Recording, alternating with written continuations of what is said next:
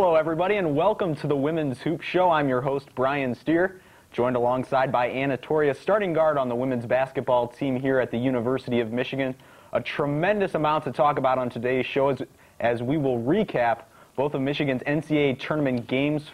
First off with the Virginia game where they won in overtime by a score of 81-71, followed by the Notre Dame game where they fell by a score of 88-54. But first, Anna, it's been a while since we've talked, but what a stretch these last 4 weeks have been. When you consider the Big Ten tournament, then the NCAA tournament, really 2 weeks of tournament action as well as 2 weeks of leading up to that. How are you feeling about it? You must be exhausted. Obviously, you get exhausted from playing that much ball, but it's definitely, when it comes to that point in the season, you know you got to be ready to play, and I think everyone really handled the tough situation really well. All right, well, the last time we talked was before the Virginia game. You did not know whether or not you girls would be going to the NCAA tournament. Turned out you get the 8th seed in the Midwest Regional to play Virginia. Mm-hmm. How did you feel to make it into the NCAA tournament? Well, first of all, you know, everyone's always excited to hear if we get in or if we don't get in, and we all gathered at Coach G's house and watched the pairings, and just to see your name pop up on that screen, that's an amazing feeling. And then considering all that's happened this season, the season being so up and down, you know, getting an 8th seed is definitely something we were very proud of, and then being back in the tournament as well. What were Coach G's expectations heading in to the Virginia game? Well, I think there's no doubt that Coach G, as well as the whole team, knew that this was a game that we could win, but we also knew that a team from the ACC, like Virginia, they're very athletic, so we knew it was going to be a tough game, but definitely a game that we could win. All right, and without further ado, we're going to pick up the highlights of that game, just a back-and-forth thriller that went down to the wire, as we mentioned, overtime. We pick it up in the second half. Michigan on top, 59-53 there, Elaine Ingram for the Wolverines. Actually, 51-48. Michigan was mounting a comeback. They were down by 17. Buys with a jumper there to cut the lead to 1. And you guys were having a lot of momentum right now. Had to feel good. Well, definitely. You know, we were down at halftime, just like we've been in a lot of games this year. And like the stat shows, we're capable of coming back to winning a game. So there weren't really a lot of panic at halftime. I think everyone were pretty calm and just knowing that we needed to pick it up on defense as well as being more aggressive on offense. All right, Michigan now with the lead, as we mentioned, taking over. Jennifer Smith had an outstanding second half. She was 9 of 10 in the game for 20 points. And Michigan, it looks as now with the lead that they were going to go on and whiff the victory. But Virginia not in the tournament by chance. A good team starts their own comeback as Sky LaRue gets it to go off the glass. But right back come the Wolverines, and Buys gets the roll and one at the free throw line. And was there a sense when you guys took the lead that almost that you weren't sure what to do at that point, that maybe it was so much effort to get the lead and maybe you played a little conservatively with the lead? I don't think so. I think we knew we had the momentum. We fought our way back in. We made some big plays down the stretch, and then it just basically came down to some key defensive stops. But then again, Virginia, you know, they, like you said, they weren't in the tournament by chance. They really wanted to win this game as well. And with a big player like Sky LaRue, who's very athletic and very capable of just playing an outside as well as an inside game, they're a very dangerous team. Well, we'll pick up the action right now. It came down to this with 9 seconds left in regulation. Virginia down 3 with the ball. Sky LaRue puts up the 3, and it goes for the Virginia Cavaliers. They tie the game. Elaine Ingram tries to go coast to coast, but unable to get off a shot. And this game was headed to overtime. And as you see, Virginia extremely pumped up to be in the overtime. They had trailed by 8 with 3 minutes remaining. But right in the overtime, you guys set control and said, hey, we're going to win this game, and really showed no lack of effort to start the overtime. Well, this was our first overtime game all year. We had a couple last year, and actually, incidentally enough, we played overtime against Stanford in the first round of the NCAAs last year. So you can't really say we'd been in the same situation before this year, but then again, you know, we always know it might come down to 40 minutes of play, it might come down to 45 minutes of play, and I think heading into overtime we had the momentum, and Elaine Ingram as well as Jennifer Smith had basically carried us through the second half, and they continued to have a great stretch in the overtime as well. As we saw you extend the lead to 6 with your layup and you got fouled, And then Michigan just continues to pour it on. There was no let-up. Once you guys had the lead, you never relinquished. You guys cruised to the 81-71 victory, and all smiles. The first time since 1990 that you guys advanced in the NCAA tournament. Sugavara wasn't even a coach then, and you were just in grammar school back in Denmark. But we'll take a look at the stats now. It's just a tremendous game on both sides of the board. Elaine Ingram had career best numbers, 27 points, 8 rebounds, and 7 assists. And then Jennifer Smith, 9 of 10 off the bench. She contributed 20 points and 9 of 10 shooting. As we said, Sky LaRue paced the Cavaliers with 24 points. You guys get the edge at the free throw line with 16. You got there 21 times on 16 of 21, and they were only 5 of 6. But now let's break down the game. I mean, it was really one of your best games of the year, you'd have to say. Well, I think it was definitely a tremendous effort from our team. And you know, like I said before, it was a game we knew we could win, and then once again we come out sloppy in the first half and really can't execute on our shots. We get a lot of good looks inside as well as outside, but heading into halftime, you know, Elaine hadn't been hitting at all, neither have I, and then inside we'd miss a lot of opportunities, and then we come out a complete different team in the second half. When you look back on the game, where would you say the exact turning point was? Was it right after halftime speech, or was it midway through the second half? I definitely think it was in the second half.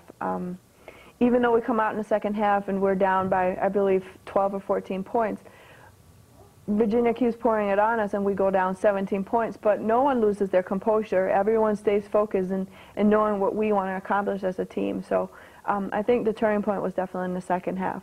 I thought one of the interesting quotes was that I read in the newspaper was that at halftime, Elaine Ingram told you that she wasn't ready to stop playing. You know, she wasn't sick of playing you just yet, and she wanted to get a victory. Comment on her second half. She had 0 points in the first half, but scored 27 points in the second half. She really was the leader for you guys in that second half. Elaine did an amazing job. She really stepped up to the challenge, and I believe that her and Coach G talked a little at halftime, and Coach G made her aware of the fact that, you know, you can't go out there and just do your job. You got to have fun doing your job. And Elaine Ingram is a very, very capable player of taking over games. She was hitting from the outside as well as driving to the basket when we needed her the most, and she did an outstanding job in the second half. What was Coach G's strategy heading into the overtime period? Was there anything that you saw defensively Virginia was doing to maybe that you could make some adjustments, or where did you want to attack them in the extra period? In overtime, you know, I think we just wanted to continue to play the way we had been in the second half, and we knew that both Jennifer Smith as well as Elaine Ingram had the hot hands, so we continued to go to them, and then Virginia had struggled in the second half defending us down low, so Leanne Baez stepped up to the challenge as well as Raina and Jen. And we just continued to go at them. And then on the defensive end, we didn't really change a whole lot. Sky LaRue was a big player for them, so we knew we had to focus a lot on her. But nothing major changed in the overtime. Well, it was a terrific win indeed as the Wolverines got the W, moved on to play top-seeded Notre Dame in the second round. We'll have highlights from that game, and we'll have analysis from Anna when we return.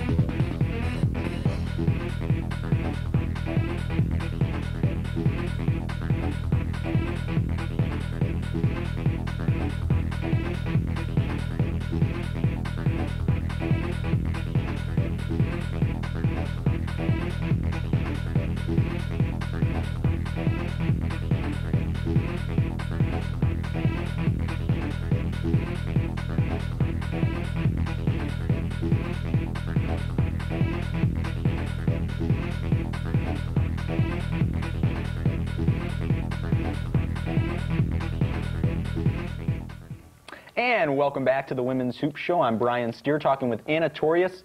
Michigan's win over Virginia in the first round of the NCAA tournament propelled them into the second round, where they had to take on top-seeded Notre Dame in their backyard in South Bend. Just a tremendous matchup.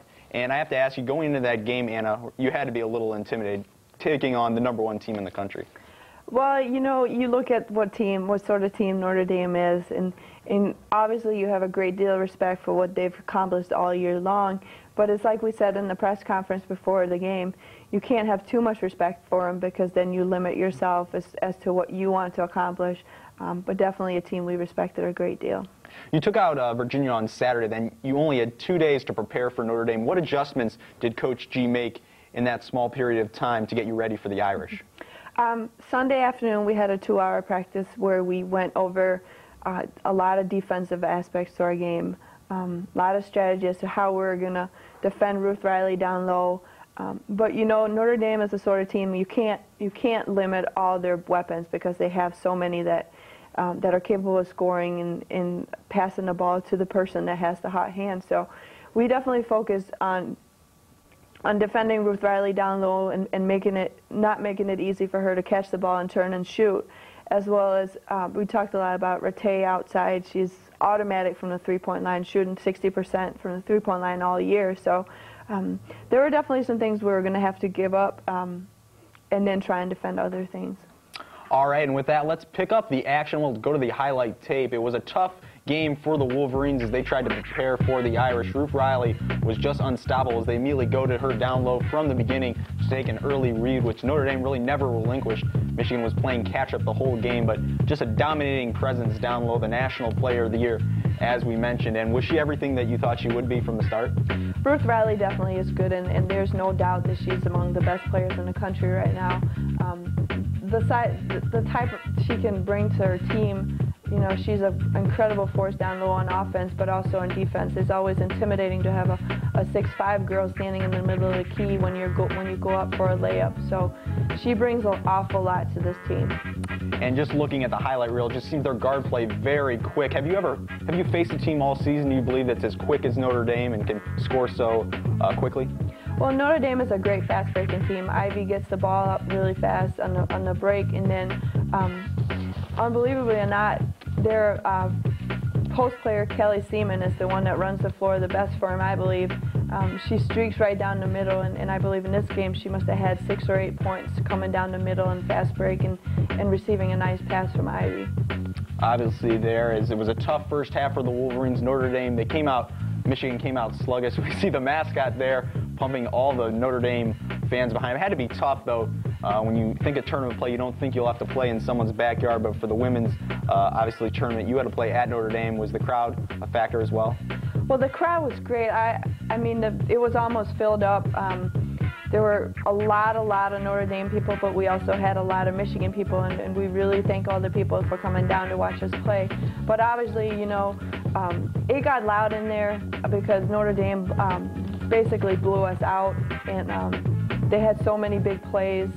It didn't matter when in the game it was the end of the second half and in the middle of the second half. So the crowd was definitely on their side, but a very, very great crowd that really just heightened the intensity of the game, I think. What was your strategy offensively? It seemed like you got a few fast breaks, but really, do you think one of Notre Dame's strengths was that they limited you to get in any kind of set plays on offense? Well, Notre Dame plays a 2-3 zone an awful lot, and they forced us to be way outside the perimeter, way outside the three-point line. So it was hard for us to just catch and shoot. And when we did get the ball inside, you know, Ruth Riley was in there, and then so it was tough for our post players to get a great look at the basket, and for the perimeter players, we really needed to penetrate more than we did. But Notre Dame they did a great job on us on defense. As we saw, you trail by 16 at the break. Was Coach G's focus of the halftime speech on defending Ruth Riley, how to do a better job of that in the second half? Well, definitely, she talked an awful lot about defending Ruth Riley and limiting her touches inside, but also Alicia Rattay had done an amazing job in the first half. I believe she had 3 three-pointers, as well as Joyce coming off the bench, who had a very big game for him. But I think Coach G was very concerned with our offense. She thought we were very stagnant on the perimeter, and inside, she didn't think that our post players took on the challenge of attacking Riley inside as well as Kelly Seaman. And you, speaking of the post players, both Jennifer Smith and Buys had, you'd say, subpar games, only able to score 10 points, probably due to Riley's defense in the post. She's over 7 feet, really a factor in there. But let's answer that question after we take a look at the stats. As we mentioned, Notre Dame pulled away in the second half, won over by 30 points. U of M star was Raina Goodlow, 16 points on 8 of 15 shooting. She also had 4 rebounds. In your final game at Michigan, you had 7 points, 6 assists, or 5 points, 6 assists, and 7 rebounds. But Ruth Riley was the girl for Notre Dame, the National Player of the Year, putting up those kind of numbers with 21 points on 8 of 11 shooting. She sat out the last 5 minutes of the game. As you mentioned, Kelly Seaman also added 16 points and 6 rebounds. So a tough loss, but really, in perspective, Notre Dame is the number one. They were number one most of the year. They lost to Connecticut at the end of the year. Your team is almost getting to that point where you're becoming competitive on a national level, but this is a type of game that really you just use for experience.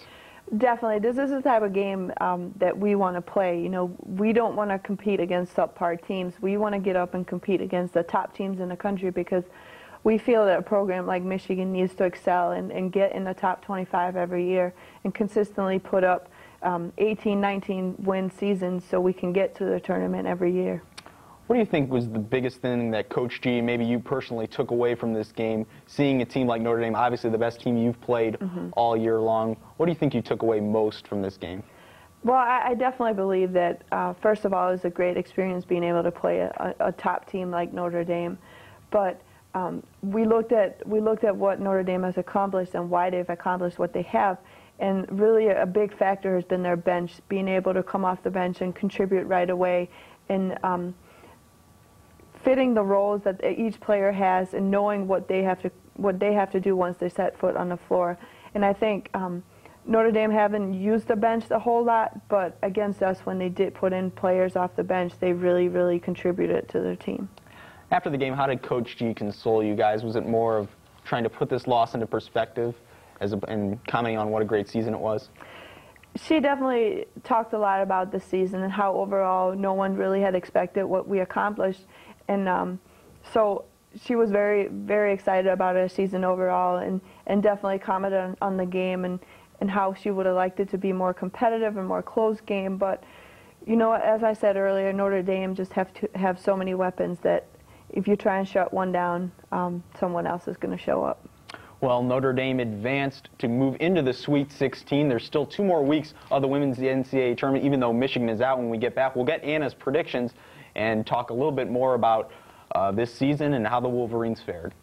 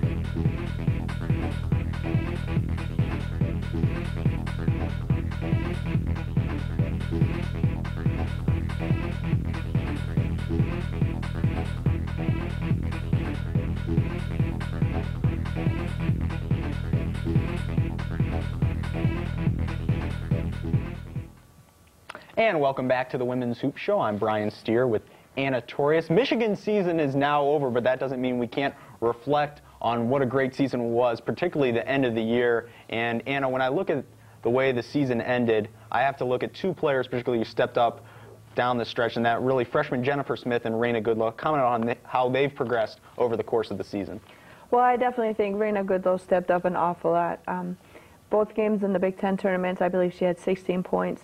And then she came up big in both games as well in the NCAA tournament. And I think it's just a great outlook for what she can produce for this team next year.